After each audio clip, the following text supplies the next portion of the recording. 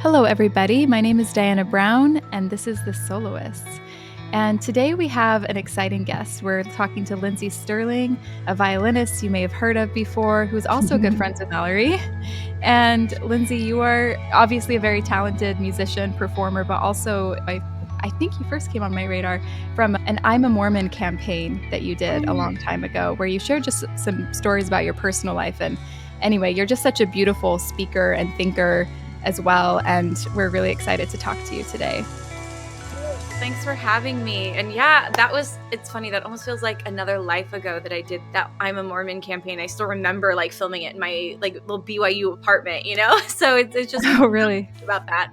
I knew of Lindsey well before we actually met, but we met a couple years ago. How many years ago now was it? Maybe 4 years ago, maybe in LA at a friend's birthday party playing bubble soccer. That's how we actually met. It was amazing. We're both in giant bubbles, and I think I ran up to you on the field as like we were playing, and we just like tried to get the ball from each other with the giant bubble, and then I ran up to you and I was like, "Hi, I know you, and I've seen you online, and it's nice to officially meet you." And you're like in your bubble.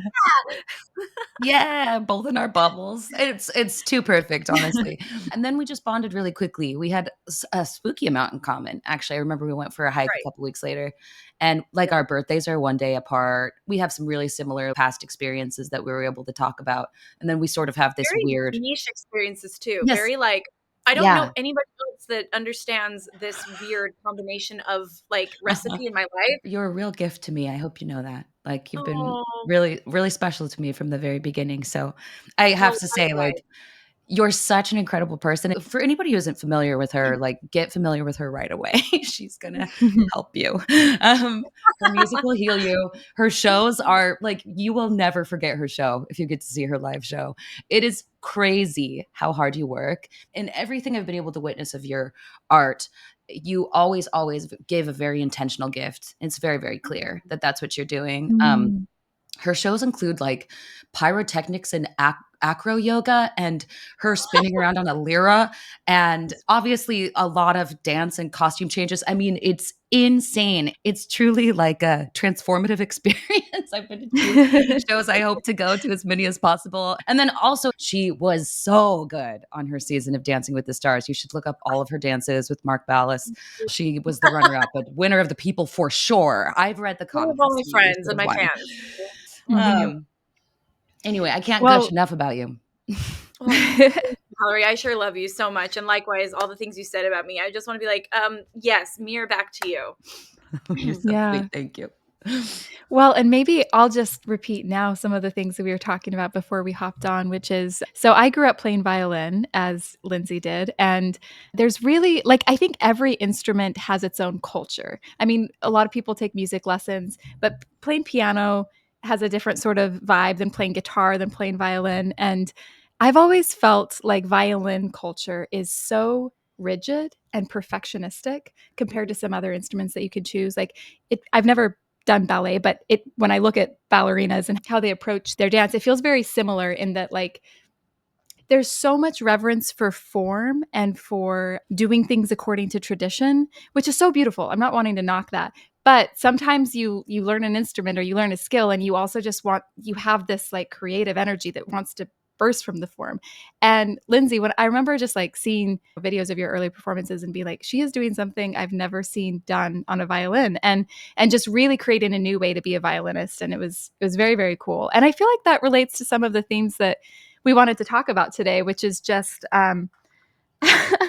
I don't know, for lack of a better way of saying it, I know it's kind of corny, but figuring out how to live your own life in your own way. And like I think a lot of us, whether it's violin or ballet or just school or whatever it is, we have that experience of feeling like there's some form that we feel like our life is supposed to fit into.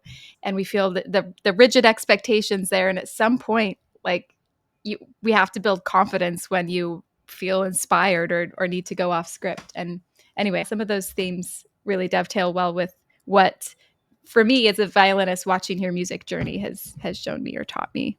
Yeah. Well, and you explained it so beautifully. There really is like a true violin culture, and I do think it applies to like a lot of the different forms of life, whether it's a violinist or a member of the church or a woman or like just so many Mhm. things. And I've really found like so much confidence through my life in facing those like inner voices of telling me that I'm not doing it right.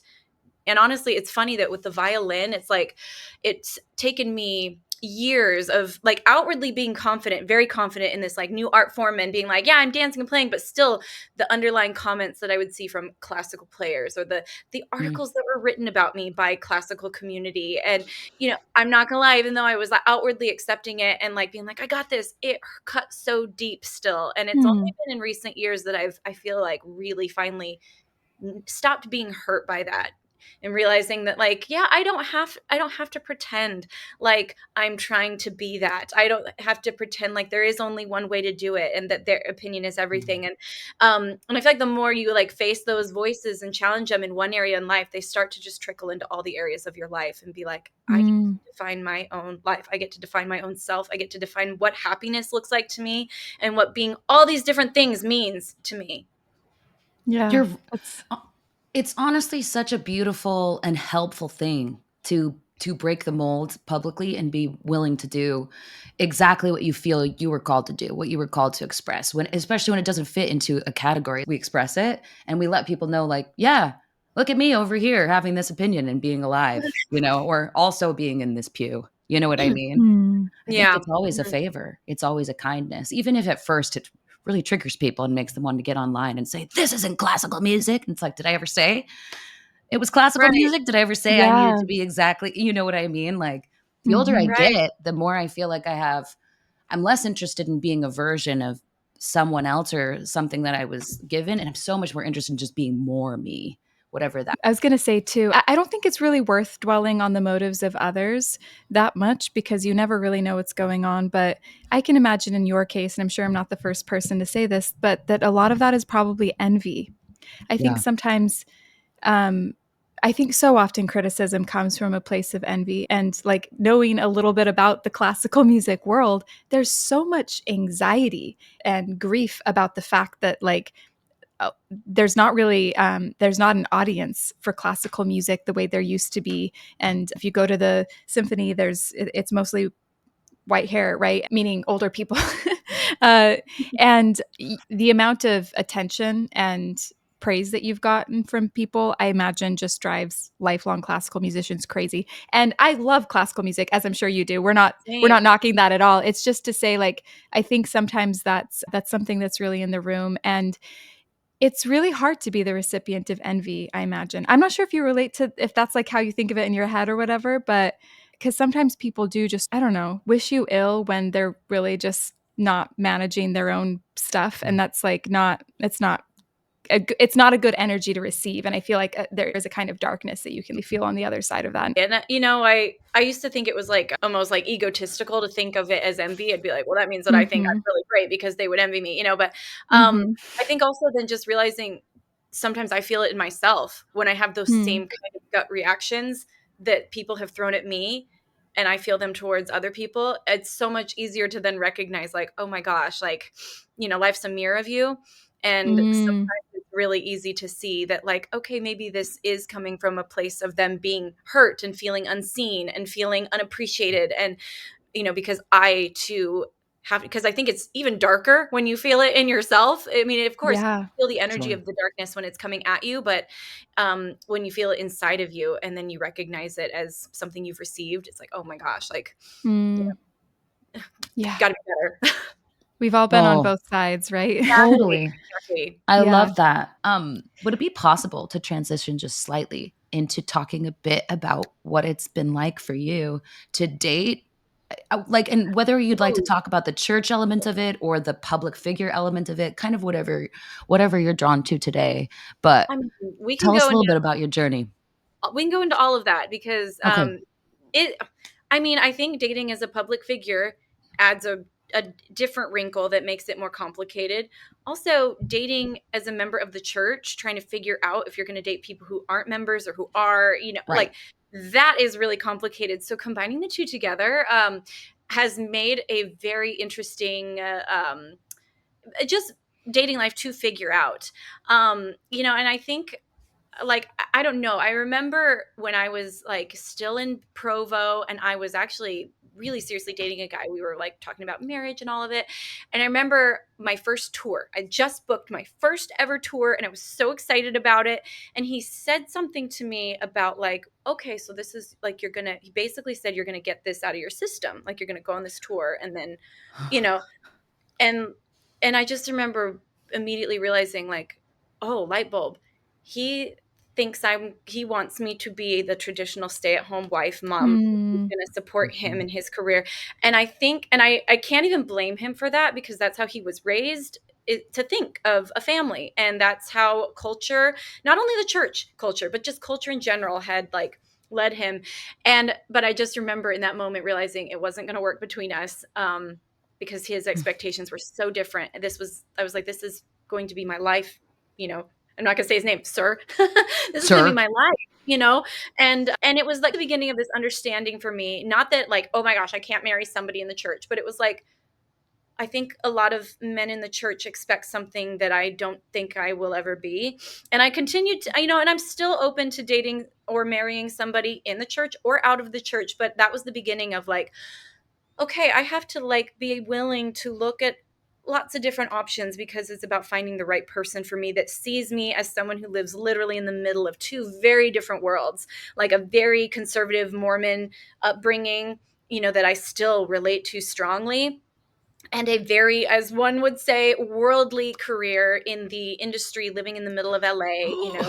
Mm. So, you know, it's two very different worlds. And I feel like I've had no problems making friends living in the middle of these two worlds. You know, I have friends from Mhm. all walks of life, but for some reason that does not relate to dating. Like, you have to so intimately understand and connect with people. And I've just never felt like I've been fully understood by very many people, like maybe one or two people that I've ever felt like truly saw me for not just being, you know, a Mm. member of the church and a good Mormon girl, or like an artist, but someone who saw like the full breadth of all the things I am in this odd mixture.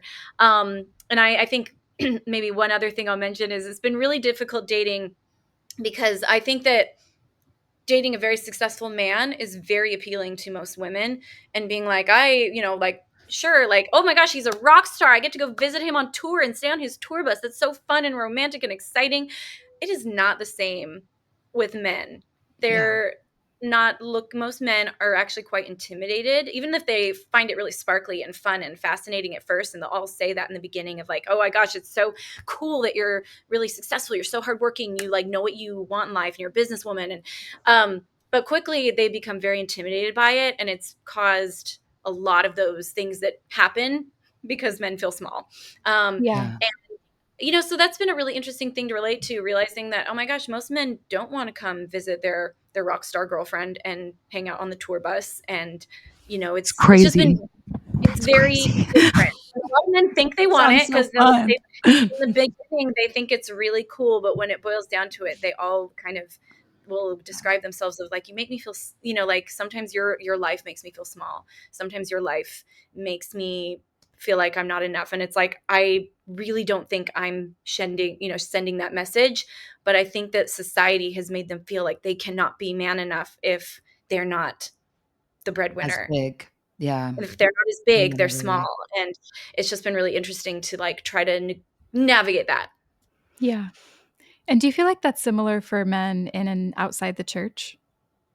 Yes, honestly, I don't feel like it's quite as strong for men Yeah. outside the church, but also I haven't seriously dated anyone from outside the church. Like all Yeah. of my long-term relations, so it's hard to say because all my Yeah. long-term relationships have been, or my almost proposals, like Mhm. those have all been with men who were Mormon, or at least, to some extent still attached to the church. So yeah, I can't 100% say, but I do feel like it's less outside. Can Yeah. I can I ask, Lynn, so this is kind of a hard question for me to phrase, but I'm so moved by the fact that, with that boyfriend that you mentioned, with Sir, as you called him, Sure. um, I'm so I'm so impressed that at that young age you knew that like that you instead of shrinking, you were like, oh, I don't have the option to shrink. This is going to be my life. And do you know why, or why you felt that way, or where that came from? Would you be able to articulate that? I was so driven and I was so excited, and I feel like once I figured out the recipe for like my odd little career that I've built, once I figured out the recipe pieces and I saw it starting to work, Mm. it was so clear to me that this was my path. And Hmm. I could not deny it. I was so drawn to it, and like it's all I wanted to think about and do. Like of course you know, friends and family and all and relationships, but like I just knew so strongly that this was my path. And so when he didn't align with this path, that I mean, I hate to say it, felt almost like a calling. Like I was pretty fresh off a Totally. mission at the time, and this felt to me like my next mission. You know, being in that very Mhm. spiritual like space. It was very much like, this is what I know I'm supposed to do, and there was no question about it. Right. Yeah. I don't think it's crazy to call it a calling at all. I mean, I think we're all getting callings all the time. When we're Mhm. pulled to a new hobby. It's like, why? Yeah. Why? Why suddenly I have to swim? I don't know why, but I just want to take a swim class. And then you fall in love with it and you're lit up by it and it makes you better at everything in your life because you've got this new corner, this new habit. I don't think it's crazy to call even something small like that a calling. So what you're doing definitely feels like a calling. I've already talked about so Mhm. many of the ways it benefits the world outside of just the music and performances, but just because of what it's brought out of you. Well, it's interesting you use the word like light up. I think when you find something that lights you up, it Uh, is a calling. I think it's definitely a seed to follow. And I remember, something that continuously has tied me to, I think, the gospel, and continuously tied me to spirituality, is this idea that when I love the idea of light, of spreading light. And I think that's the thing that, no matter what I maybe disagree with about the church or about spirituality or any of the things that sometimes make all of these concepts really complicated, and controversial or whatever it may be, just the concept of bringing light to the world has always really resonated with me. And it's something that continuously I've put into my art. I put it into my intention. I put it into my shows of like, the reason I get up here over and over again on stage when I'm tired, sick, exhausted, toured too long, whatever it may be. The reason I make these music videos, the reason I do all of it is not only because it lights me up inside and it makes me excited and I love it, but it's because I genuinely think that it's my version of sharing light with the world. You know, and I think that's what gave me so much motivation in the beginning to work as hard as I did. And I think it's what drew people into me, is because I really was mhm, like, I'm not here to like showcase that I'm the best violinist in the world, or I'm not trying to like take your money. I'm not doing it for that. I'm doing it because I want to share light. And I think that being my why has given me resolve. It's given me confidence. It's given me courage. It's given me resilience. And it's given me, like, because there's a purpose behind it. Hmm. yeah, you're That's using a sustainable fuel source, like something that Yeah. isn't just about, being impressive or being perfect. It comes from somewhere so deep. And I feel like you can really feel that in your work, but also just in talking to you. Mm. yeah, totally.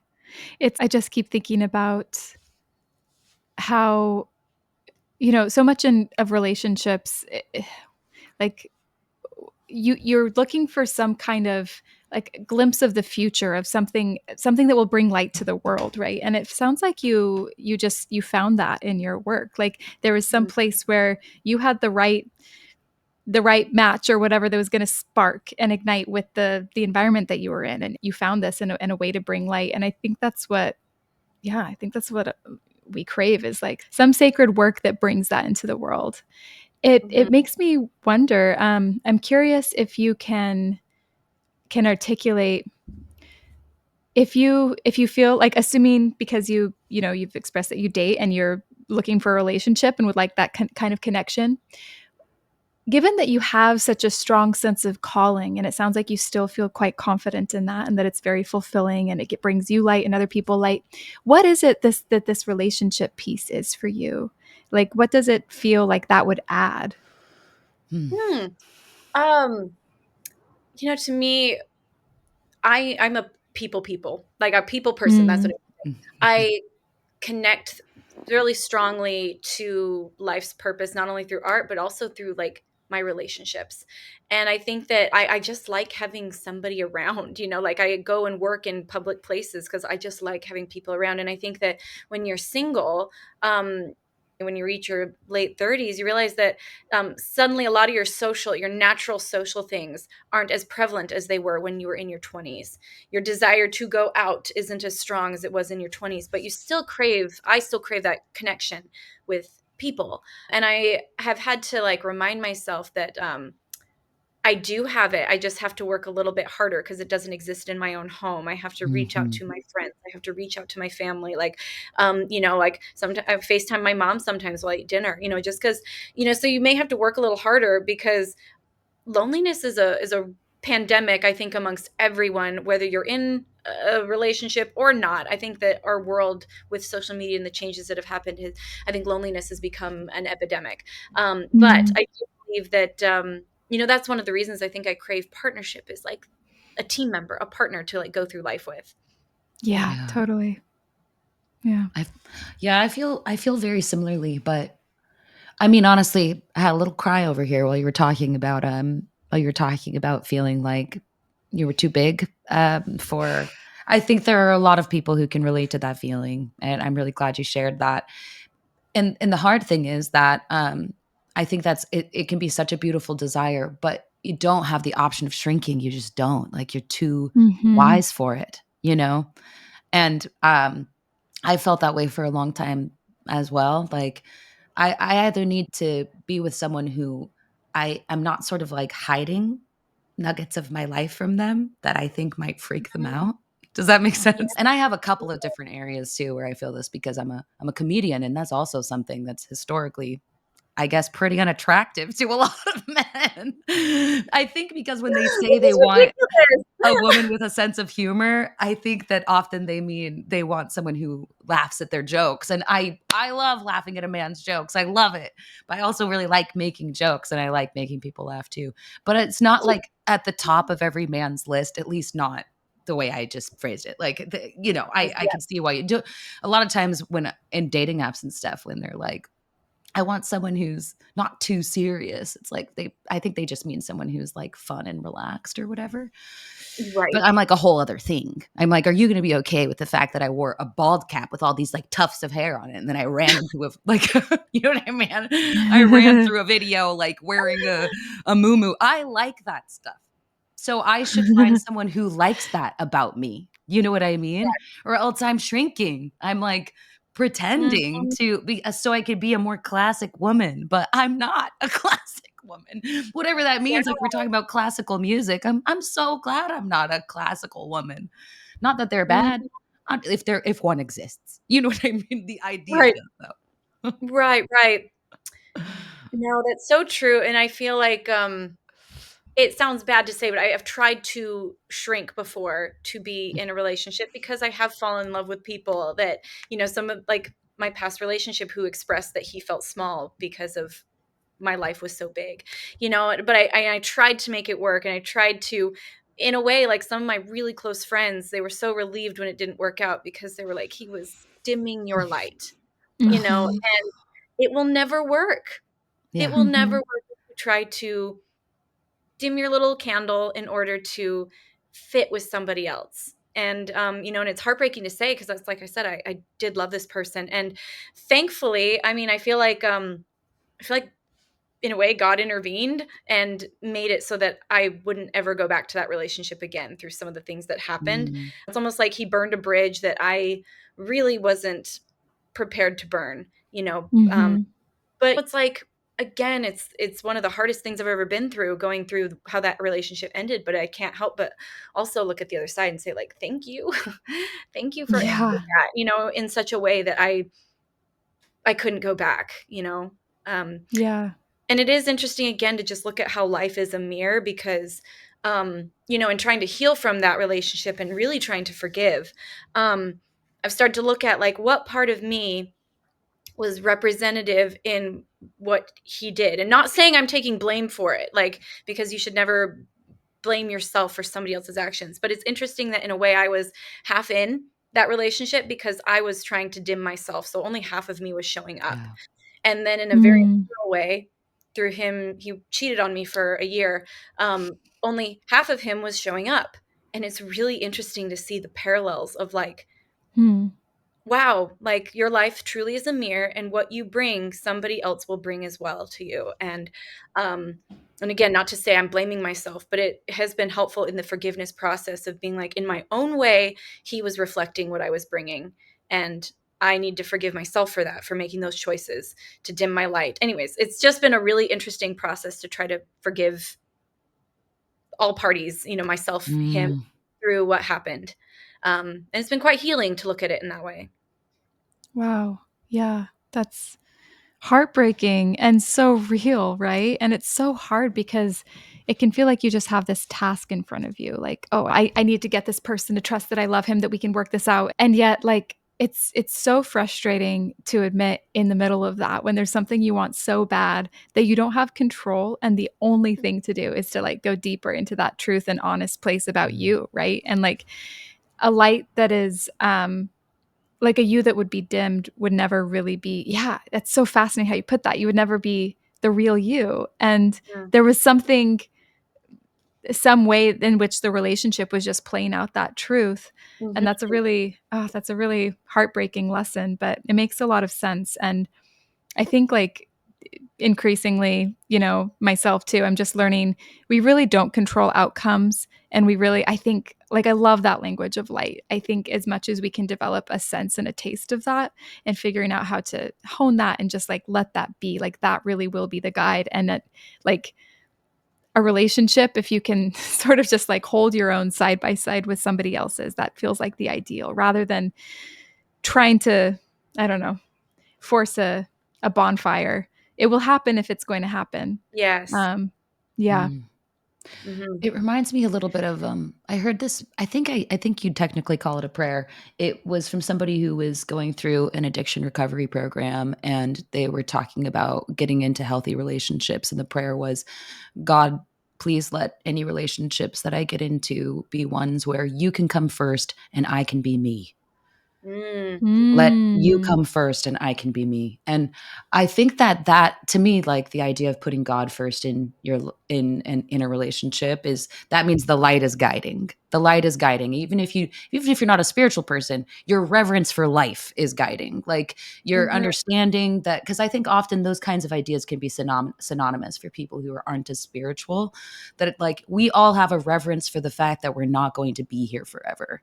And that means that Mm. we need to be really honest, and that's really what you're talking about, and what Diana pointed out, that like, how can we learn how to be, because I don't think we actually have to live in very much fear at all when we're fully honestly being ourselves, and when we're trusting life and God that way. But we have to dig through all the layers, like you were talking about at the beginning, like especially the layer that might say it's more important for me to dim this light, and to not kind of follow my deeper knowing. It's more important for me to have a relationship than to follow that, which is Yes. understandable given the pressures of our culture, and not just Mormonism, and but also just Mhm. general westernized culture and ideas about romantic love being chief of all love, which Right. is Well, kind of and wild. it is wild, and I've heard you guys talk about this on the podcast before, but it's so beautiful to remind yourself that there are so many different types of love. And I feel like one of the things this last relationship and getting out of it and like healing myself has really, like, I feel like I'm actually not concerned about it anymore. Like, I'm not concerned about, Mm. I hope I don't end up alone for the rest of my life, but I'm also not terrified of it anymore because I've been through Mm. a lot of different versions of relationships and loss of relationships. And I feel like I've just kind of learned that, like, you know what? I'm okay. If I had to do it all over again, I would choose the life I have right now. My life is Yeah. very rich. It's very full. It's full of not only like a career that I love, a relationship of love with my career, but it's full, and my passion, like whatever you want to call it, what it lights you up. I love that. But I have like wonderful friends. I have wonderful family members. Like, I have nieces and nephews. I have, I have so much love in my life. I've become a third wheel with my drummer and his wife. They invite me for dinner all the time, and I can tell they're not doing it out of pity. They genuinely love when I come over for dinner, and they are like Yeah. family to me. And it's like, if I am lonely, that's because I'm not choosing to reach out. And so that loneliness that I was hoping to quell with a relationship, and almost at all costs, I will make this relationship work, it was actually dimming all the other things in my life, all the other beautiful things, and even the friends that were like, "You're not you he dimmed your light. Like, you weren't quite yourself when you were with him." Wow, how many relationships and love and, beautiful things about me were at stake by trying to make this relationship with a man work that would lead me to possibly have children. And, like, yeah, it would have had Mhm. these other layers, but it would have lost all of these, or had all of those at risk. And Yeah. so I don't know, I just feel like I've finally become a lot more at peace with the idea that I would choose the life I have over and over and over again, even if it meant that I would never have children, and if I would never be married, I'd still choose the life of fullness that I have. Wow. That's not easy to come to. It's like a really hard one realization. Um, and thank you so much for sharing that. I wonder too, it helps me sometimes to remember how much of these things, you know, are you with someone, are you not, are apparitions. You can be married and be so lonely. You know 100%. what I mean? And you could have had this very similar relationship dynamic to what you had, except that you happened to get married before, right? Like so many people have that, which is just to say, like, I think we have these tricks in our minds that and especially the marriage thing just always feels like this thing. Like if you could just get on the other side, then it's going to be safe and secure. But it's like, it's not. The work is always the same Mhm. of doing this, right? Mhm. And of learning to follow the light and to notice when it's like warmly received in another place and to go to those places, right? Like to be in the places that want you as Mhm. you Right, are is such a hard lesson to learn sometimes, but yeah, life Yeah. teaches us that one way or another. Mhm. right. Embrace what's embracing you, and your life is always Mhm. embracing you. I think that's one thing that I'm taking away from this chapter of my life, where I'm also starting to sort of relinquish the things that I was gripping really hard. Like a full life would look like this. It would look like this if my life were full. But Yeah. instead, really letting my life be full and see what happens. It's so corny, but the grass is greenest where you water it, and you should Mhm. water it right where you are. You know, like Yeah. I'm right here. I'm watering this grass, and I hope this comes out right. But lately, because I think this can just sound so pithy, but like not even pithy, like that's not the right word for it. It just kind of sounds like nothing sometimes when I say it out loud, but I really do feel like when you start to approach life as everything is grace, everything, stuff just starts to take on a different hue. Like, Mhm. okay, I didn't expect to be quote unquote alone at this point in my life. I thought that my hands would have little kids' hands in them. I thought that Hmm. things would be different, but my hands are empty, and maybe they're supposed to be empty so I can use them. Like Mhm. maybe every person I talks to needs me. Maybe, like, you know what I mean? Maybe every creative idea is worth pursuing. Why else would my hands be empty? And it's like suddenly energizing that I have Right. empty hands when it was so depressing to me before. Like, why are my hands empty? Nobody wants to fill them with anything. And it's so like victim mentality, but so natural to wonder what's wrong and to spend time in doubt and regret. But if I can actually really, what if this is actually just a wonderful gift? And it's always just me trying to see how this is a gift instead of, and I think it's hard for me to talk about it because I don't like that it just sounds like silver linings. What lesson did you learn? You get to take No. that forever. And it's not just that, you know? Yeah. I've recently kind of adopted, very recently, a new bit of a mantra, um, because I feel like so much of my life has been spent trying to make the right decision. And, Mm. I think that that comes from a lot of, like, a beautiful concept that we can pray and we can ask God, and he can tell us if something is right. And I feel like the letter of the law version of the church is that there's right and there's wrong. But the spirit of the law, when you get to that higher law, teaches you that actually there is a lot, there's a lot more nuances in all of these quote unquote right and wrong, and not everything falls into one category. And so I think in the past, this idea of always like praying and trying to be like, should I move, or should I do this big thing, or should I marry this man, or like whatever these, or sometimes little choices, you're praying, you're looking for the right answer.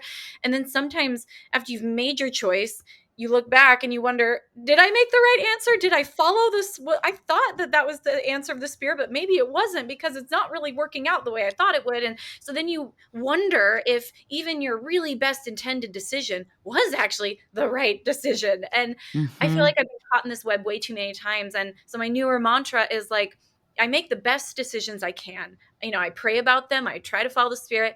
And once you make the decision, you get to make the decision right. And that is Mhm. just as big of a task of like reminding yourself, no, this is what I felt like I was supposed to do. I felt like I was supposed to move to this place, or I felt like I was supposed to go to this college, or I felt like I was supposed to continue in this relationship or not continue, whatever it was. I felt like that was right. I really felt like it was right. And now I need to make it right by my decision Yeah. every day. Like I need to go out in this new city and try to make friends, even though that's hard and scary. I need to, face the fact that I'm single now because we broke up, or whatever the choice you made was. Like, let's make it right. Let's use those hands that are empty for good things. Let's, Mhm. whatever version of it is to you. I've really found a lot of courage. And every time I start to, like, I've made a lot of decisions in the last few months. And sometimes I start to find myself spiraling to be like, did I make a mistake? Was that right? I'm like, no, make it right. Today, Yeah. what are you going to do today to make the decision awesome and worth it Yeah. and right? Uh-huh. Right. There's a scripture in Second Nephi 30, maybe. I can't remember, You're but fine. that talks about praying.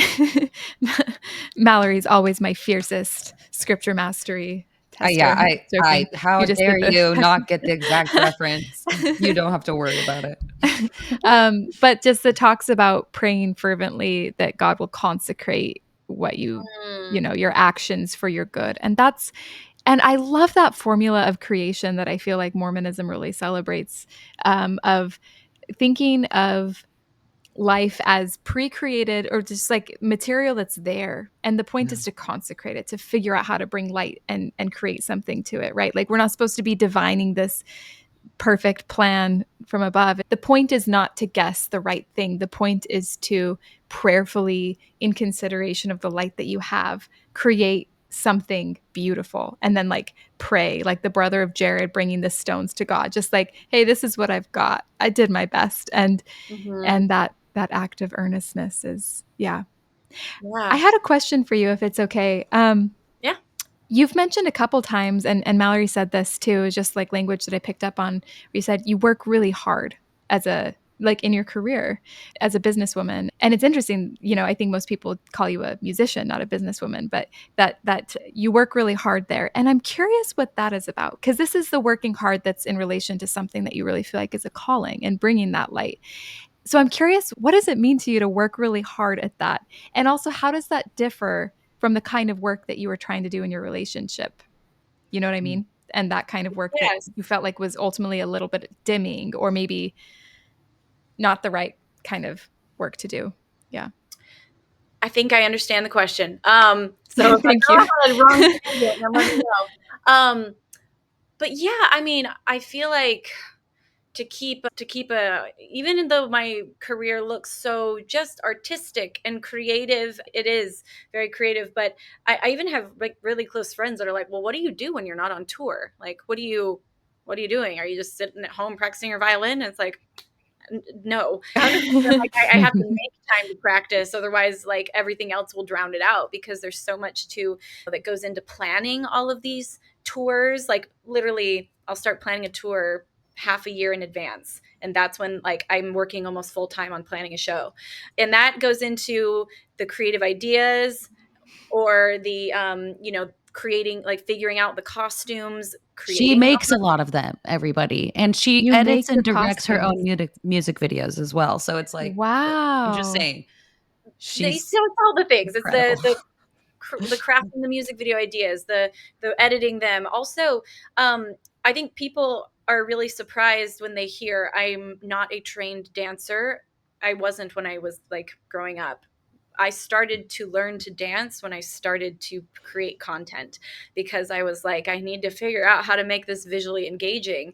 And so the years of, children learning to dance, I had to catch up with. And so I've spent a lot of time developing the craft of being able to dance, not only dance while play, just being able to dance and balance and gain the core strength. And then I've gotten into aerial work. Like, I wanted to do silks on my last tour. It took 2 months of training to be able to get the skills up to where they needed to be to do that one song on silks in the tour, So it's like learning the craft, keeping up the craft that I already have of, like, if you don't practice for a week, you see it, So like keeping up the craft of the violin, also the editing, the creation of the ideas, the, working with the agents to make sure the touring makes sense and the scheduling works, like, just all the things, doing the interviews, doing the promotional, the press, the, like, it's a more than a full-time job.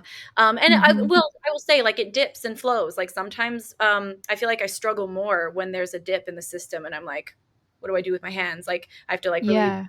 figure out and create, like, the next pattern, because they all come from me figuring out what is the next thing. And so if there's a dip, it's like, oh gosh, I got to figure out how to, like, spin the wheels again and get the boat, moving, get some flow again. But yeah, so I don't know. Is that what you were asking? Just like, what do I do? I guess what I was hearing in Diana's question is like I heard a friend the other day was talking about how when he was younger, he felt like he was using like a coal burning engine when because he's also a very, very hard worker, and it just did not burn clean. Like there was all this pollution Mm. from it. Mm, And so like the work that you're doing in your relationship in some ways sounds like coal burning engine work when it's like I'm willing to get smaller. And obviously there are compromises in relationships, but I'm for curious sure. if you have any thoughts about like how to burn clean when you're working that hard and to like I guess keep things feeling like healthy and like the hard work is I guess pointed in the right direction. Does that make any sense, Diana? Am I like Mhm. am Oh, I pointing totally, toward yeah. anything? Yeah. No, Yeah. I love hearing, like, all of the multifaceted types of work that go into, like, just being a musician. But then, yes, like, in terms of the types of work that we can do, there's a kind of, like, work for your calling that just feels like I don't know. Hopefully light is guiding that process, and then there's, like, work that is just effort, and I think sometimes when life feels like a lot of effort, I'm wondering if that's like a moment to wake up and be like, where am I? So that's what I was just wondering if you had insight on is like discerning the different types of effort that you put in. And one feels like a gift and one that you feel confidently is like in the right direction. And one you're now recognizing was a kind of like light dimming effort, if that makes I see what sense. you're saying. Yeah, well, I think that's a very tough thing to, like, navigate in yourself, because I've actually always hated the quote, "If you love what you do, you'll never work a day in your life," because Oh, yeah. um I'm sorry, I absolutely love what I do, and I have worked a lot of days in my life. Yeah. You know what I mean? Just Like, work. Yeah. it's like I'm energized to do it, but at the same time, sometimes it's exhausting when you're Hmm. doing the part that's the work version of your dream. Mm, And, yep. like, there's things that I love and I could do all day in my sleep, and it's constantly fueling to me. And then there's other things that are part of the job that are draining and that are stressful and that are a little bit like, "Ooh, this is the scary part of what I do." Like, this is the part that makes me feel maybe like I'm not enough, or this is the part that makes me feel like, "Am I doing it right?" Um, or like that I don't enjoy. I don't enjoy this part of it. Like, to me, honestly, writing music is, like, really the hardest part of what I do, and Hmm. that's like a year. That's like a year period Yeah. of my life where I'm, like, hardcore writing the album, or more, and that can be it feels almost light dimming because I get so hard on myself, and I get so doubtful of the process, and it's like, "Do I have what it takes anymore? Do I have anything left to say in this art?" But it's like you have to push through those moments that maybe even feel a little light dimming, because that's called self-doubt. That's called, um, Mhm. Mm. that's called I'm tired. Maybe I'm experiencing a little bit of burnout and I just have to, like, switch the routine a little bit.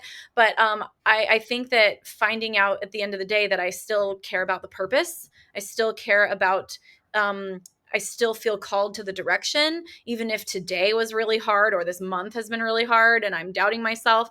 It's like I still believe in the overall vision. I can, and and I honestly, now at least I have proof. I can look backwards and be like, well, I've gone through this before and it's worked out. I've gone through this before and it's come out great. I've written an album before, fans liked it, they came to the tour. I like give myself, from 15 years ago, that wrote that first album, I give her the biggest pat on the back because she didn't have any proof that it would work. Mhm. Yeah. She faced Mhm. the self-doubt and was like, I don't know if anyone will like it. I don't know if this sucks. I don't know. And I had no evidence that said it didn't.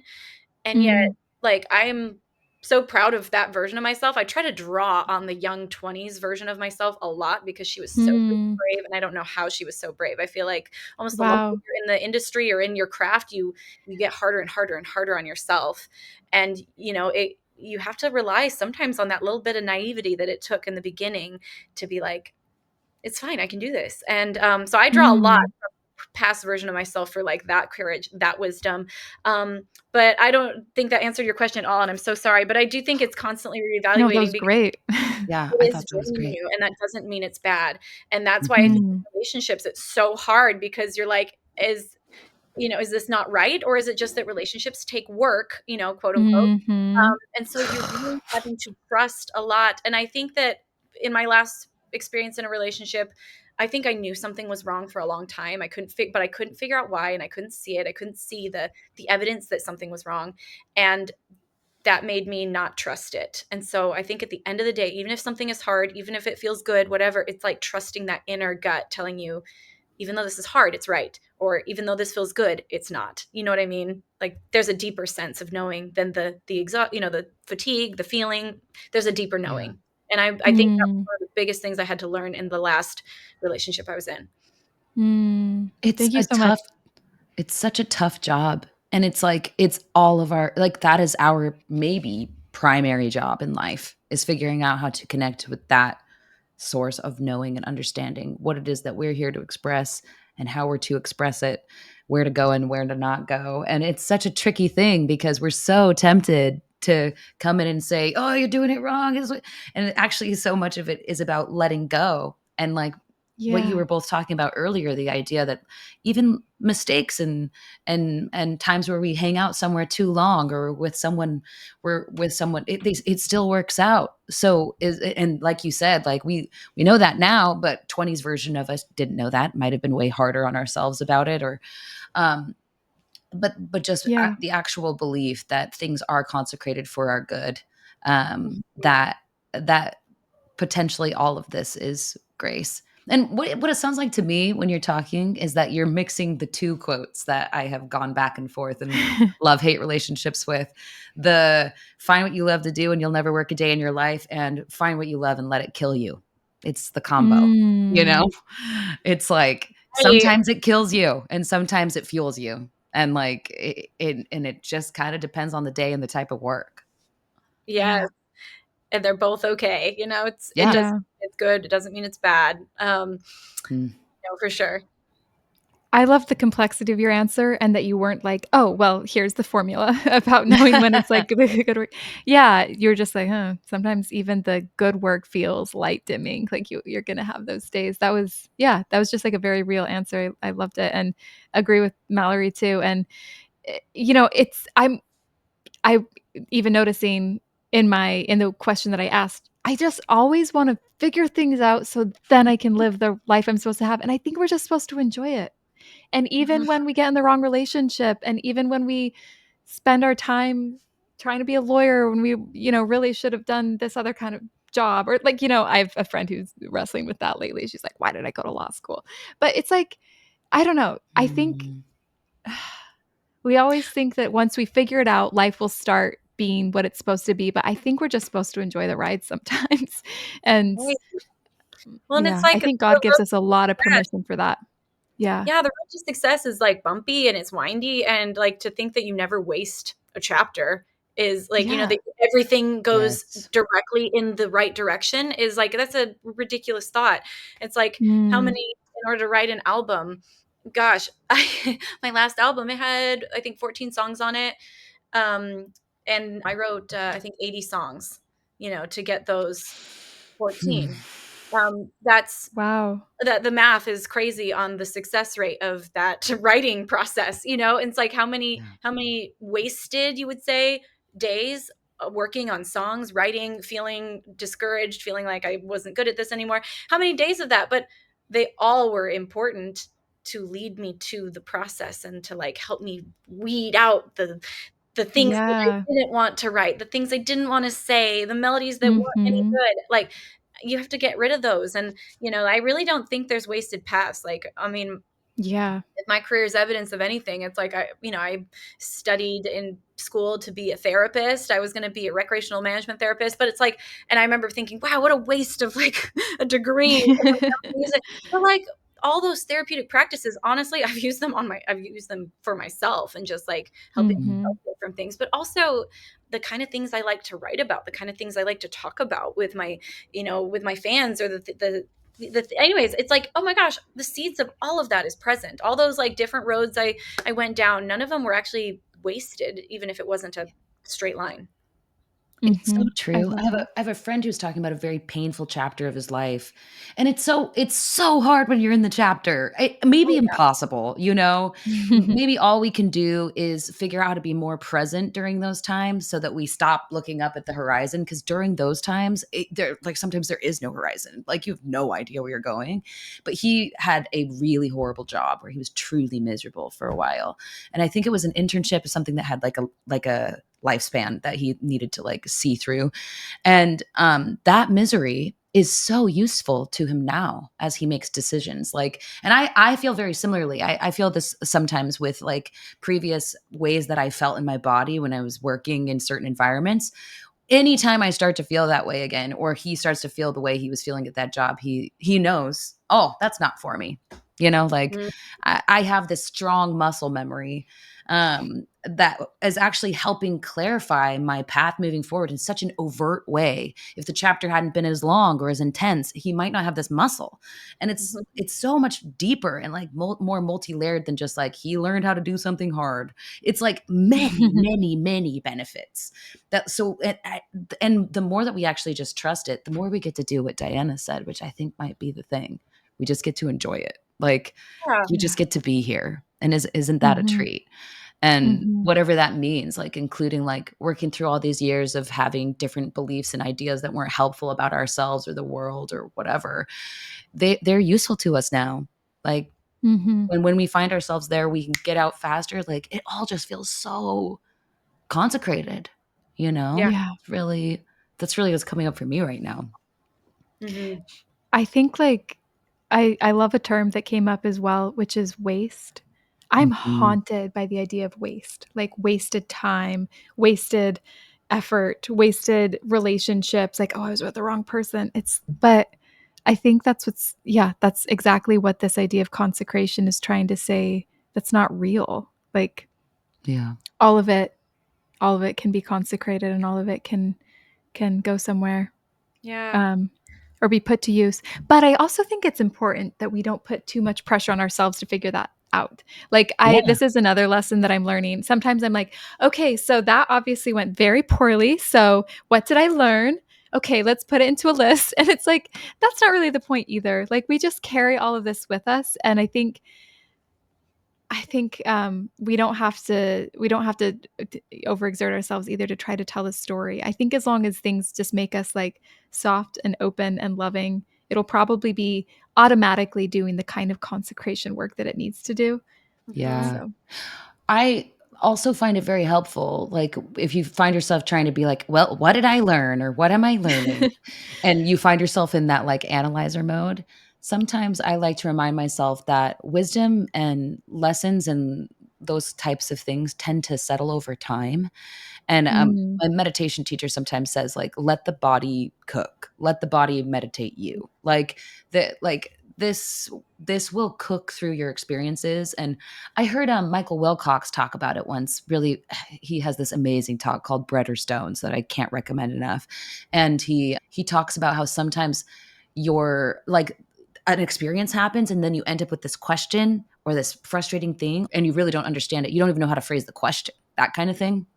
And he said that sometimes there's no space in your heart for the answer to that question. that more time and more experience. Like he talks specifically about how he needed to have boys of a certain age to understand how to have compassion for his father who left. And it was because he Mm. realized, like, wait, he missed all of this. But it was like years and years, like decades before that, that he knew what to do with this question and this thing. And so sometimes, like, it's not about figuring it all right now. It's letting the spaces be carved out in your heart for the wisdom and the lessons to settle over time. Like, it's not something you have to do all by yourself. Like, life will help you with it. God will help you with it. Yeah. Mm. I do.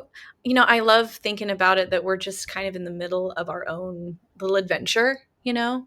I've always loved storytelling.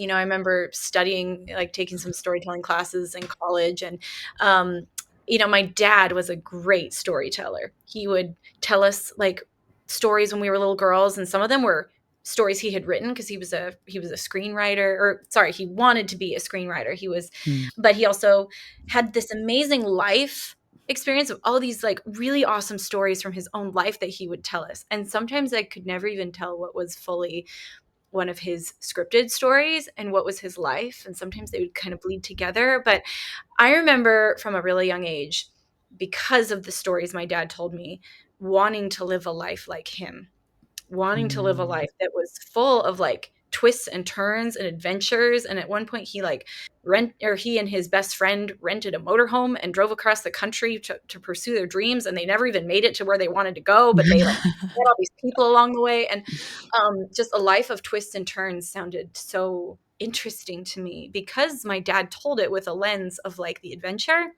Mm. And truth be told, my dad never did like achieve that goal of being like the famous screenwriter. He ended up having a really full life. He became a teacher. He loved teaching. But I know that there was a part of him that always really wanted to be that screenwriter, but he could live with it because he had tried, and he'd really tried. Mm. And he'd gone down the twists and turns, and he had quote unquote wasted years of his life trying. But like, I never through his eyes saw it as a waste. And I really think it gave me the courage to chase my dreams because I had heard my dad talk about chasing his dreams in a very romanticized way, even though he never got them.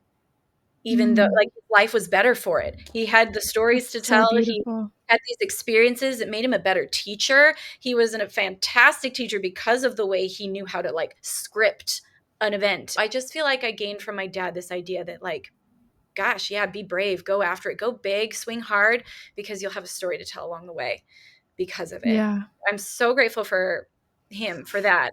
Yeah.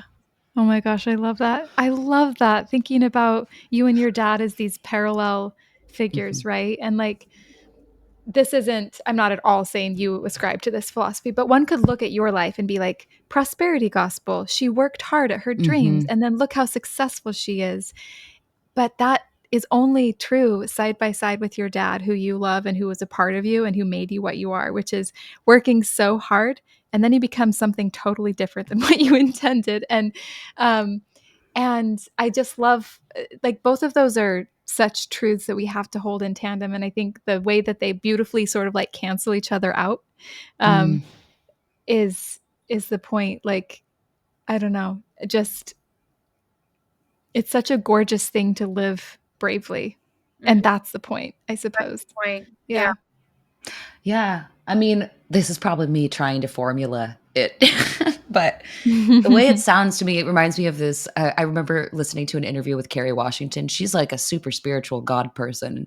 And that can be really refreshing when people are in successful industries, that they're kind of giving it up to God and kind of saying, like, I didn't do this to an extent. But her philosophy was like, if you want to make it to the bus before it leaves the station, you obviously need to run to catch the bus. And if the bus still leaves, then like that bus wasn't meant for you. And that's the way she likes to Mm, look at it.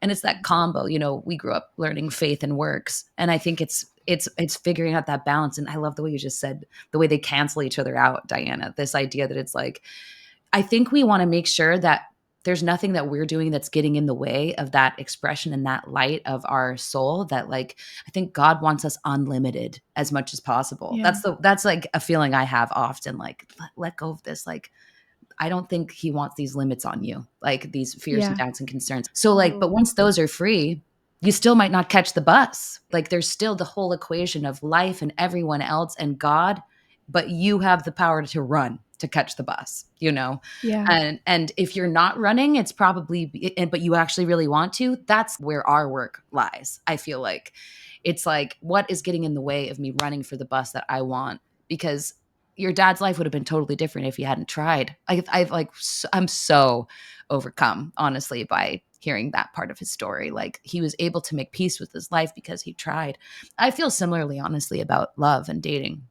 I'm sorry if this is Mm. like really vulnerable to say, but it's like I have really tried. I have really tried, and I've kept my heart open. I will continue to do everything I can to keep my heart open. That's the part I can do. I'm also going to continue to try and really, really be myself so that I'm like attracting people, like I was saying, where God can come first and I can be me. That's what Mhm. I feel like I can do. I'm running for the bus, but I'm also like happy to just sit on the sidewalk if a bus never comes. I'm getting better at that, you know? Yeah, that's so beautiful. Yeah. I think there's something too when we can think of ourselves less as individuals and more about how we're all connected and we all carry this light inside us.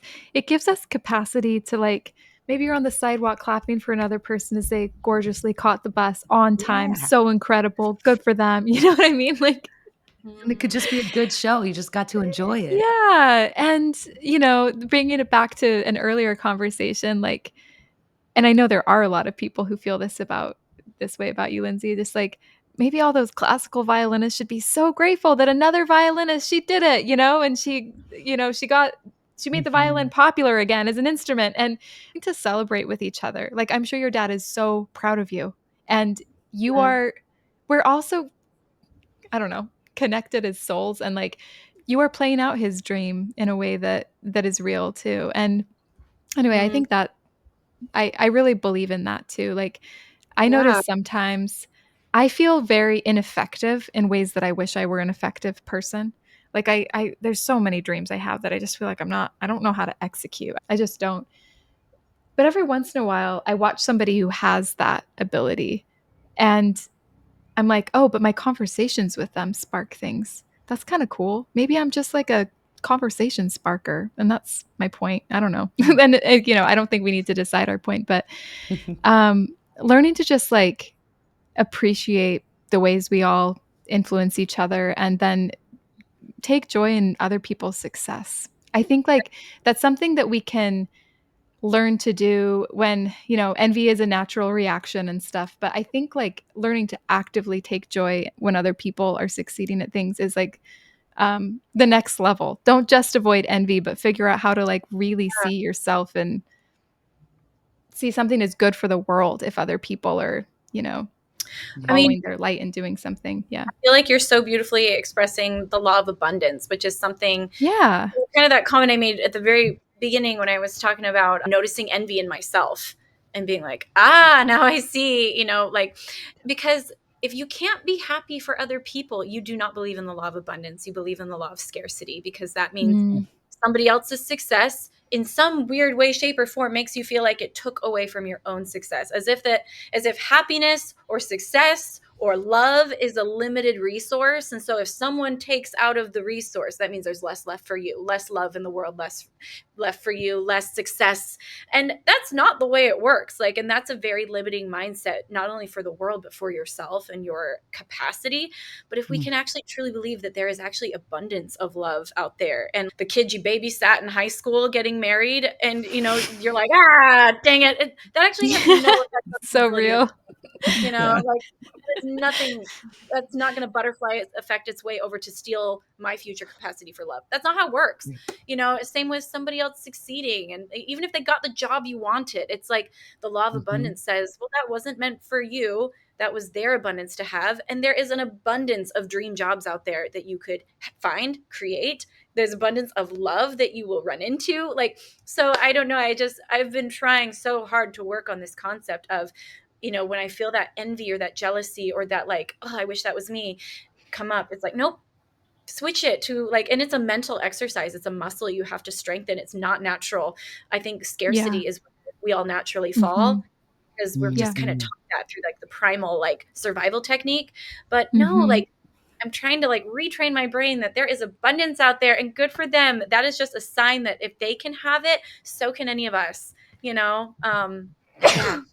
Preach, Lindsay. I love it. And For themselves mostly. I think that when I experience the same thing, when I experience envy, I feel like there is a way that you can look at it as your friend no matter what. Like envy is there to Mm, either show you like there's something about this person that is like, especially if it's like coupled with some type of like almost like resentment, like which I feel Mhm. like are some of the reactions that you said you were getting.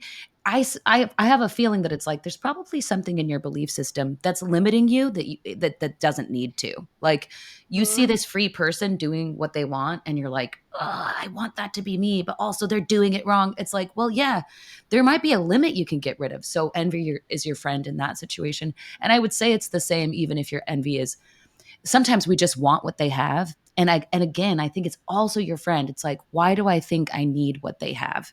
And there's usually mm, some type of belief that's again limiting you in your life and your capacity for peace and joy right now. You are basically saying like, I don't want to be in the moment I'm in. I want to be in the moment they're in. And it's like, well, look around. There might be more here. So it's been helpful for me to see Yeah. envy as actually often like pointing toward the thing that you want, but you have to get really honest about like mhm. that's the thing I think I'm going to be working on my whole life is like, do I honestly want Mhm. that thing?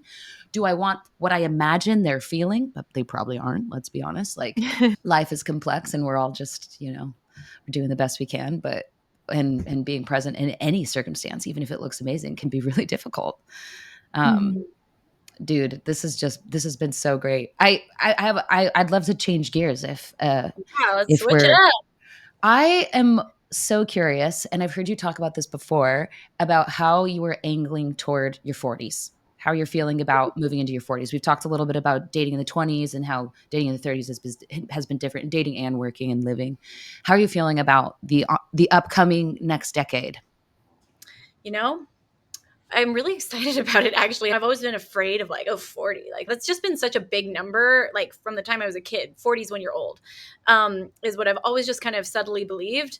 Um, but in talking to my friends who all of us are in our mid to late 30s, it's just really interesting to hear how everybody feels like they haven't accomplished what they were supposed to accomplish in life, as if 30s is the end, Mhm. as if that's when you should have figured all of it out. And there's this like really ridiculous conception in society that yeah, my married friends are like, they feel like they didn't get to chase some of their career aspirations. And my single friends are like, well, we're failures in the home because we never found our spouse, Mhm. never had kids, so there's like, actually, I think it's impossible for almost everyone to have it figured out in your 30s. And if you have kind of ticked all the boxes, you probably are overwhelmed trying to keep all of the balls in the air, so I just don't think Mhm. it's really possible to have it all figured out by your 30s. And then there's the flip side to it, that the reason that we all feel this way is because, especially being a woman, and I guess it probably men have a different opinion, but like we're told that our beauty fades by 40, Yeah. that now we're not even appealing that much anymore because you're really starting to go downhill once you hit 40. Also, biologically, our eggs are starting to be a little questionable. Our fertility is like, Yeah. so 40 is a big number of like, in every Yeah. way, the value of being a woman is starting to deteriorate. And so, by society standards. But then I have these heroes of mine. Lucille Ball is one of my favorites. I have a giant picture of Lucille Ball in my house because she became the household name of I Love Lucy, and she booked that show when she was 40, which is wild. She was a kind of a failed C-list actress before then, who she was now too old to get the romantic leads that she had always kind of been, and so she had like aged out of her category. So she started doing radio and wrote the show I Love Lucy, and became the most recognizable face on the planet, second only to Santa Claus for decades. Um, That's so amazing. she's one of my heroes. I also heard Kris Jenner speak one time, and she was like, I'm a cat. I've lived 9 lives and more. She Hmm. said that, I was a mom. I was a successful businesswoman. I became this. She talked about all these different branches of her career that were different decades of her life. And she's like, and none of you even heard of me until I was 50 when I concepted and started the show Keeping Up with the Kardashians. I was 50 when I became a household name.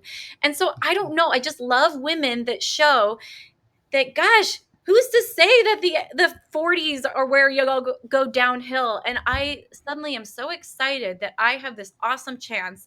Anybody who's in their late 30s entering their 40s as a woman has an amazing chance to showcase to their circle, whether it's your best friends, whether it's your platform, whatever it is, that hey, I'm going to show you that adventures and opportunities and the best of life can still come after 40. Like, who knows, I might do my first arena tour at 45. I might get married at 43. I might adopt a kid at 50. Like, I don't know, but like, I could have completely new chapters of my life that sprung out of my 40s, and I am suddenly so excited. And I'm saying this because you don't have to be on a platform or have a huge career in order to prove that. You can show that to just by being in your circle, showing that you're going to thrive at every age, and that literally more than double of my life is left ahead of me with a very sound mind and a very strong body. Like, I've got, I plan to be doing really cool stuff and active well into my old age. And, to think that it ends now, like, what a ridiculous narrative. And I'm really excited to step into it and own it. And it suddenly, with this new perspective, gave me, like, again, it's that light, it's that purpose, it's that chance that I get to share something positive with my life, not only for my own life, but for my friends.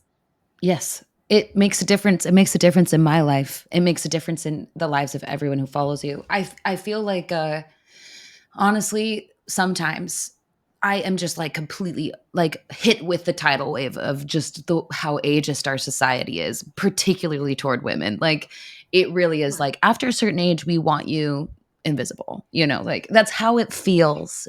And I don't think it's so obvious why it's everywhere. Right, Like, try and find a bus ad with a person who looks like they have a single line on their face. You know what I mean? Like, it's very, very difficult to see anyone saying we want to look at you after a certain and let's remember, your only job is to be looked at. Sorry if my anger is coming through and the way I'm talking about this, it's very frustrating. But sometimes when I'm completely hit by that tidal wave, the only thing that can like get me up and like get like the water out of my lungs is remembering that if I drop this, it will help other women. Like, and that is what you're talking about doing too. It's cause. like owning your life at whatever age you're at, whatever size, whatever like whatever the thing that you feel held back by, it is doing a favor for everybody. It's the same with being yourself as well. It's like, I remember hearing Lady Gaga talk about the reason that she like especially at the beginning of her career was like so dedicated to dressing, wearing the meat dress and doing all the outlandish weird things, was because she was trying to help people feel like they could unleash their inner freak, like that we're Mhm. all weird, and that she was giving everyone permission. And it's like, I want to give people permission. I have to give it to myself first. And it's scary.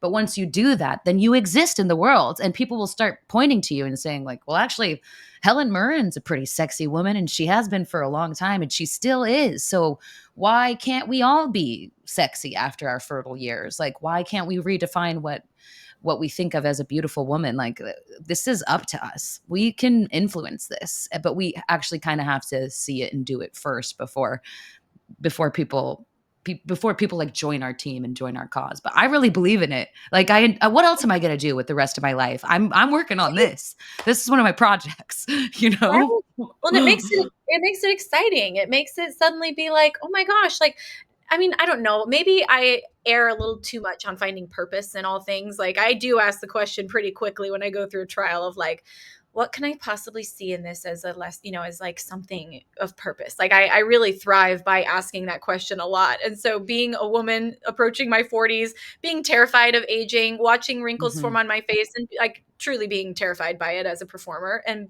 having to Sure. grapple with like, it is okay, there is purpose in all things, and maybe my purpose right now is that I get to own this and I get to like Hmm. Mhm. love myself in spite of it. I get to actually love myself because of it, and I get to see that this is an exciting chance to live a new chapter and find purpose in it. I think that really is one of the ways that I cope with the hard things in my life, and the beautiful things. Is like, what's my purpose in this chapter? What do I get to be because of it? Yeah. I think there's also so much to look forward to about when the world's gaze turns away from you. hurts, but it also is so freeing. And there's so many bad things that come with that gaze. Like we were talking about with envy.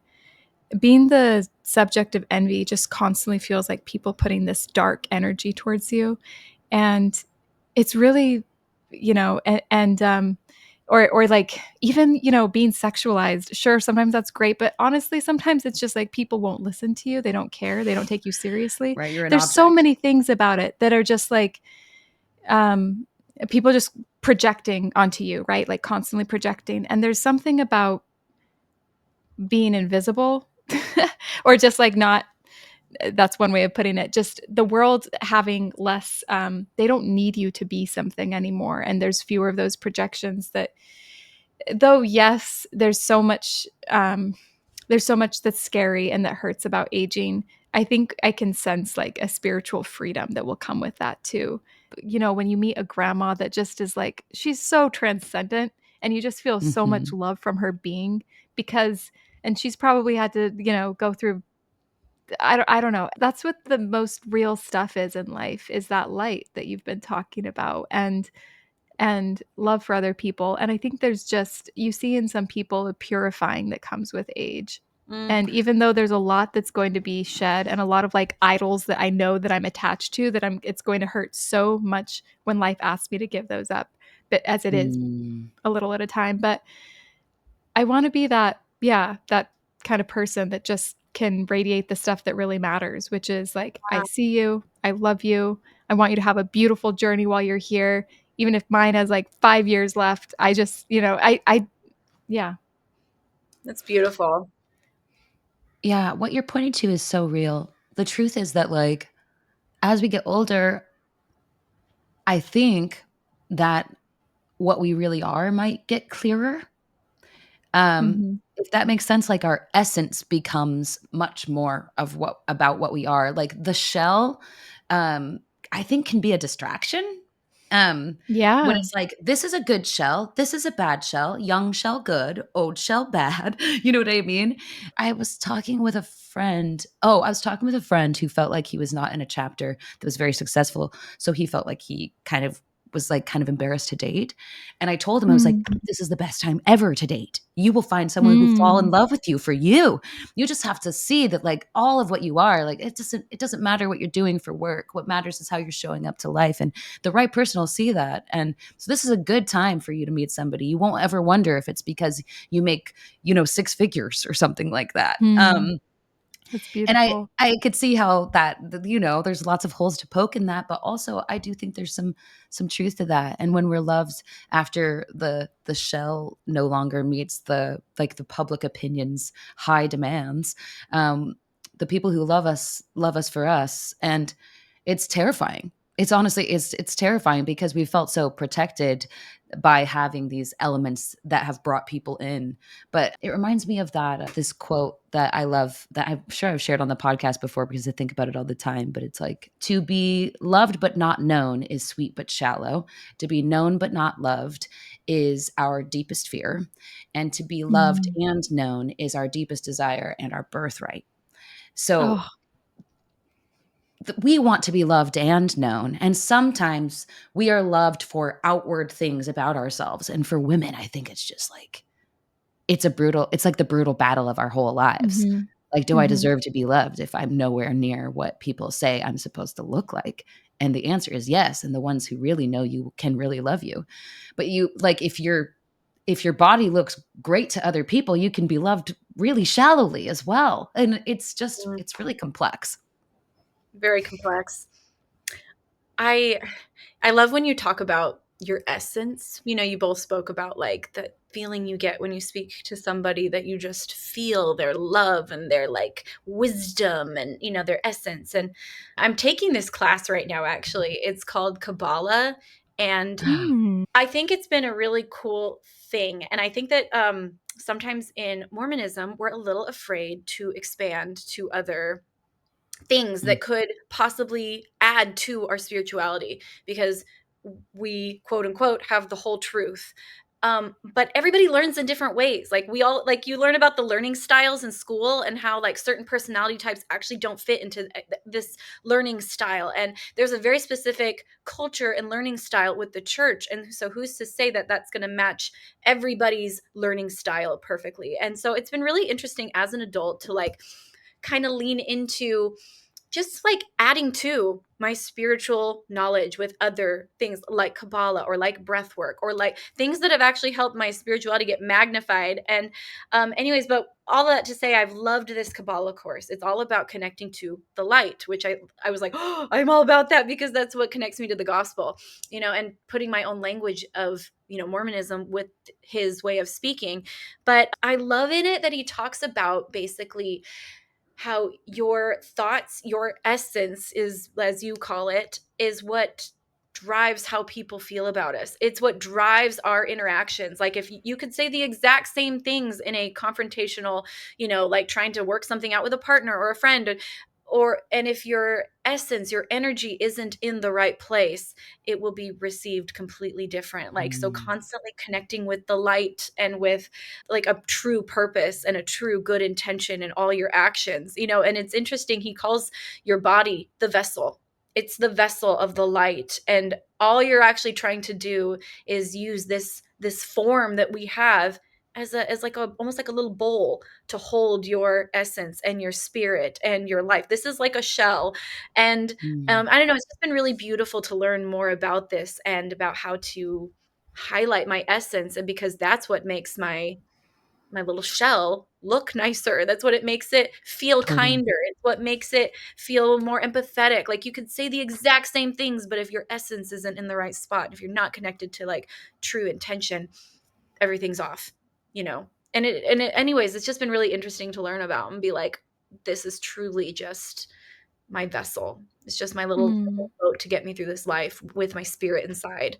You know, and again, this is all stuff we've been taught our whole lives, but to like dive into it through like a 10-hour course just on Yeah. that concept is really powerful. Yeah. Sometimes you need things said in a new way too, and I think that's one of the gifts of studying other religions is they're teaching very familiar concepts, Very but it's familiar. like a new metaphor that just can spark things, and it's so beautiful. Like so much of a spiritual journey is just reawakening to the same truths again and again, right? And like, Yeah. but sometimes we need something, some fresh language and Yes. metaphors for it to click. Anyway, that's really Totally. beautiful. Yeah. Yeah. I think I loved what you said, Lindsay, about different learning languages and how we all learn differently too, because I think that clearly that's what's going on. I mean, some religious people have a very very different path of getting to the same place, and it can be very very helpful to explore those different paths and to kind of do some holy envy, some spiritual collecting in trying to Mhm. make sense of the language that you grew up speaking. I've always loved the metaphor about all the different religions touching a different part of the elephant, like all the blind Mm. people touching a different part of the elephant, but it's the same elephant. And Yeah. I think that we could stand to be, just as a culture, a little bit more open to that type of spiritual collecting. I like highly recommend it. It's been a huge part of my 30s, has just been finding other ways to look at things. And I know it can freak people out, but for me, what's given me comfort in it is how connected to God I'm feeling doing it. You know, like, Huh. and how genuine my effort is. It's not like I'm like trying to do anything bad. Like that's the thing. It's like, wait, we're gonna fault people for trying to connect to God in every way they possibly can. You know, like Right. I think it's worth trying to like pull apart why that might seem threatening. But Right. Well, that's just me. You can cut this if we need to, Diana. for sure. To be honest, I feel like giving myself permission to explore a little bit. And I took or I'm taking a improv class. Actually, it's something I've always wanted to do. Hmm. I've always been too terrified to do it. Cool. This year, I was like, I set the New Year's resolution, and it's been so freeing. And one of the things that I just love is we're constantly being reminded, yes, and you're never going to turn to your scene partner and say, no, we didn't do that last week. You know, if they like Mhm. propose something, you always say, like add to it. And I think that that's such a beautiful concept of life. Of we don't have to be afraid if somebody else adds something, to be like, no, that doesn't fit with where I was taking this narrative. It's like, you know what? Yes, and that actually relates to what I believe. And so I feel like this kind of yes and approach to my spirituality of being like, I feel pretty confident in the things I believe in, but I'm also open to, like, I'm confident enough that I feel open to saying Mm, yes and letting it add. And to be honest, I feel like going into and through my 30s as a single woman who doesn't fit in the exact zeitgeist of what the church is. It's just kind of the way it is. We don't always fit in the narrative 100%. We have to kind of like be like, oh, like, I can still fit into this shape.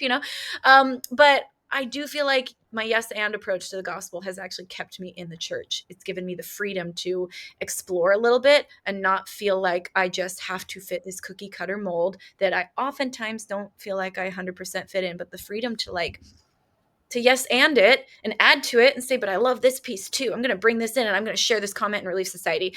I think it's actually kept me in the church, to be honest. Mm. I think a framework that really wasn't going to work for me with the church was to think that this is it inside these four walls, and then outside is this wholly other reality. And as soon as I started seeing the church as um, something that was about reality, mm, in and trying to, like, in its own very imperfect way, express something about that, but kind of like release these borders, the what the four walls meant to me before, which is an outside and inside. And so this is more like a home base, right? Mm, Rather than a boat with these dangerous waters on the outside. The home base lets you explore, and it's just a place that you return to. And yeah. mm, I love yeah. that. That's super helpful. Have you heard that compass analogy? I just heard that the other day. Like the Oh compasses yeah. we use in geometry, that it Mhm. can be helpful to have a foot in something, and then the other foot goes around and explores, but it keeps you going in circles and like in something that makes sense, Mm, but you're able to kind of have some stability. I definitely feel like Mhm. my spiritual journey has required supplemental materials for me to make Yep. sense of what I was handed as Yeah. a child, I think so. yeah. um, and it's Supplemental been, materials. yes, many supplemental materials and ideas, and I felt so similarly that in some ways giving myself permission to be obviously less cookie cutter, but also more open to lots of different ideas has actually, I may have said this on the podcast before, but when I was having I was at the depths of like a very like I'm out of here kind of moment. Yeah. I had a friend who said like just forget about the church and just focus on God. And Yes. because I've always been such a God girl, and I know that's like in my bones personally. That's just been, life has always been very spiritual and mystical to me since I was young. So hearing that, I was like, okay. And it was wild how it just made it so much easier for me to approach the pew, because I felt like I was just focusing on God, and that was still adding to my God focus. And but so was this, and so was this, and it was much bigger than just the walls, like Diana was describing, just like this, and it's very helpful. Absolutely. Yeah. I Well, feel like I feel like at one point or other, everybody comes to that point of like, I'm out of here almost. If you, I think a lot of people come to that place, and I just feel like there's a lot of power in giving yourself the grace of, also, I feel like another concept that kept me from out of here was just realizing that, like, I don't have to know if it's true today. mm, Like, I think I was like, is it true? Is it not true? Is it true? Is it not true? And it's like, actually, does it still feel like a good home when I go to church? Do I still feel like this is safe? Do I feel like it's adding to my life? Do I feel like these concepts are making me a better person? Do I feel God in it? And asking those super basic questions was like, yeah, actually, and to this day, I'm like, since enough of those feel right still, I don't have to be like, is it true? No, is it good? I don't know. right. Is it helping you Mm. approach God? If that feels like a much more straightforward Yeah, question, our lives are being all of crazy. that. All of us have pretty wild lives that we have to navigate. And so to kind of feel like I have a home and a foundation that has stayed the same through my life has been very comforting. And so for me, it was like, I'm not willing to, at this point, go away from that because I still Mhm. believe it brings me closer to God. It still keeps a big part of my foundation alive. But yeah, I can add to it. I can yes and it. Yeah. Well, we should Yeah. probably wrap up. This has been, like, the most delicious conversation, Linz. Thank I know you. I've kept you guys for way too long. I'm like looking at the No, time. it's been so great. We love a Thank full you. 2-hour block, really, really. We've got so much beautiful stuff in here. Yeah. Thank you for your time. This has just been lovely. And like I said, I appreciate the messages you bring into the world, and I appreciate that you guys' podcast has made me feel seen and understood and giving me like things to munch on, so anyways, I just appreciate you guys and what you bring to the space. Ugh, thank you, We Lindsay. That appreciate means you. the Thank world. you so much for all the light that you're bringing into the world in many, many ways. That you're a very wise person. You're the Likewise. best. I love you. Love you. All right. Thank you so much. Thank you for listening, everyone. If you would like to continue the conversation with us, we invite you to subscribe to our Substack. You can find us at thesoloists.substack.com. That will allow you to get an email in your inbox every time we release a new episode, and you can click just directly on the links to the readings and the things that we're watching, reading, and thinking about. It also allows for easy two-way conversation with us. Hearing from you all is honestly the best part. No matter how cliche it is, I know every podcast says that, but it's really true. So please subscribe, and we'll talk to you soon.